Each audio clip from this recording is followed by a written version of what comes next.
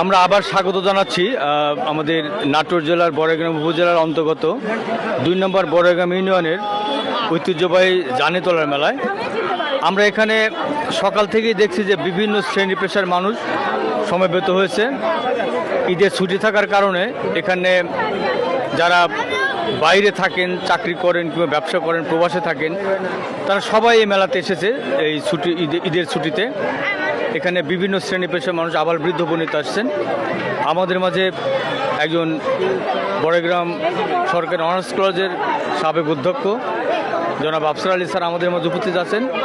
উনি ওনার নাতি পুতিদের নিয়ে বেড়াতে আসছেন, জাস্ট সময় কাটাতে আসছেন, তাদের আবদার মেটাতে আসছেন। আমরা তার কাছ থেকে শুনবো এই মেলা সম্বন্ধে, যদি কিছু বলেন। কেমন লাগছে আপনার? ভালো লাগছে, তবে যতটা ভালো লাগা উচিত ছিল ততটা ভালো লাগছে না। এই জন্য যে মেলার আসলে মূল ঐতিহ্য ছিল হচ্ছে মাটির সরাই এবং ঝুড়ি। সেই মাটির সরাইটাই আজকে এসে আমি খোঁজ করলাম এবং দীর্ঘদিন পরে আমি মেলায় এসেছি। ছেলে মেয়ে সব এসছে, নাতিপুতিরা আবদার করতেছিল, ঠিক আছে চলো যাই। আসলাম যদিও, এসে ভাবলাম যে সেই ঐতিহ্যবাহী ওই দিনে ফিরে যাব, কিন্তু আমার দুর্ভাগ্য এসে খোঁজ করলাম সে মাটির সরাই আর উঠে নাই। তো কিনলাম সেই, এখানে আরেকটা ঐতিহ্য ছিল ঝুড়ি মুরগি, সেটা ছেলে মেয়ে সাহেবের কিনলাম। কিনে যে এখানে আসলাম মিষ্টির দোকানের সামনে, মিষ্টি বেচতেছে সব, আমার সব প্রতিবেশীরা সবাই মিষ্টি বেচে, ভালোই লাগছে। লোকজন যারা সমাবেত হয়েছে, আসলে আগে ব্যাপকভাবে যে মেলাটা লাগতো, এইটা বিভিন্ন কারণে, সামাজিক অবক্ষয়ের কারণে এইটা কমে গেছে। ঈদের পরের দিন আর তারপরে রোজা গেল, দীর্ঘ রোজার পরে ঈদের পরে মেলাটার নির্দিষ্ট সময়, এটা হিন্দুদের মেলা, হিন্দুদের পূজা আছে এখানে, গঙ্গা স্নানের মেলা এটা বলা হয়। তো তাদের সেই দিনটা হয়তো সরে চলে গেছে, সেই সময়টা চলে গেছে, মেলাটা হয়তো পরে লেগেছে, এই জন্য ওদের সময় খুব কম হয়েছে। তবে আমি আশা করব এলাকার সকল ধর্মবান মানুষকে আশা করব যে দীর্ঘদিন যাবৎ এইখানে জানিতলা মেলা নামে ঐতিহ্যবাহী মেলা দীর্ঘদিন যাবৎ চলে এসছে।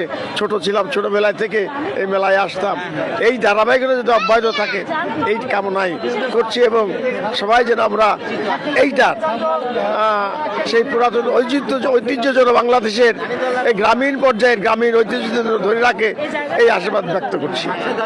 একটি বিষয় জিজ্ঞেস করতে চাই, আপনি যেহেতু প্রবীণ ব্যক্তি আছেন, আপনি কি ছোটবেলা বা কত বয়স থেকে দেখেছেন এই মেলা? আপনার মনে পড়ে কি?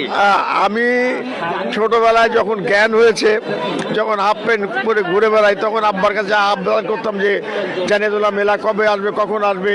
ওই চৈত্র মাসের একটা সময় আসবে, প্রখর রোদের সময়, সেই সময় আব্বার কাছে আবদার করতাম। আব্বা কালাই বিক্রি করতো, কালাই বিক্রি করে কিছু পয়সা হাতে দিয়ে দিত। ওই পয়সা দিয়ে খুব ফুর্তিতে এক হাঁটু ধুলা, এই ধুলা পেরিয়ে এই মেলায় আসতাম। এখন তো পাকা রাস্তা হয়েছে, তখন তো পাকা রাস্তা ছিল না, তখন ছিল প্রচুর ধুলা, বালি ধুলা, সেটা পেরিয়েই মেলায় আসতাম। অর্থাৎ এই মেলাটা অনেক বহুদিন যুগ ধরে চলে আসতেছে এবং এর জন্মের পর থেকে দেখছি এই মেলা। যখন জ্ঞান হয়েছে তখন তো এখানে আসি, তবে বয়সন্ধির কারণে আর আসা হয় না। তো আজকে নাতিপুতিরা বড় এসছে, সবাই বাসায় এসছে, সবাই সরকারি চাকরি করে হঠাৎ করে বাসায় এসছে ঈদ উপলক্ষে। তো এই নাতিরা আবদার করছে আমরা মেলায় যাব। তো আমার ছেলে মেয়ে যারা আছে সবাইকে নিয়ে মেলায় চলে এসছে, চলো ঘুরে আসে। এবং সবাই আনন্দ করলো, ভ্যানে চড়ে আমরা এসছি। ভ্যানে চড়ে হয়েই করতে আমার প্রাণ প্রিয় এডিয়েছিও আমার সঙ্গে আছে। সপরিবারে চলে আসছেন সবাইকে নিয়ে, অনেক ধন্যবাদ। আমরা কথা বলছিলাম জনাব আফসার আলী, অবসরপ্রাপ্ত অধ্যক্ষ, বড়াইগ্রাম সরকারি অনার্স কলেজ। ধন্যবাদ। চলনবিল প্রবাহ, মা মাটি মানুষের কণ্ঠ।